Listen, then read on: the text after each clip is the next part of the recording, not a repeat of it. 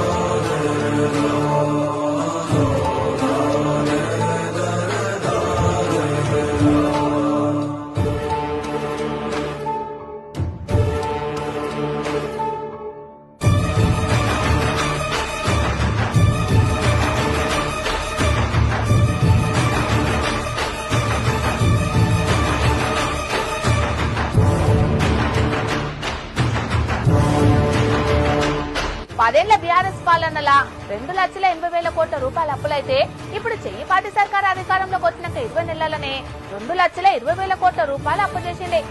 అప్పుల కంటే ఆస్తులు ఎక్కువ ఉన్నాయి. ఆస్తులు సృష్టించి మీకు అప్పచెప్పాం, సవ్యంగా నడపండి అని చెప్పి కూడా నేను విజ్ఞప్తి చేస్తాను.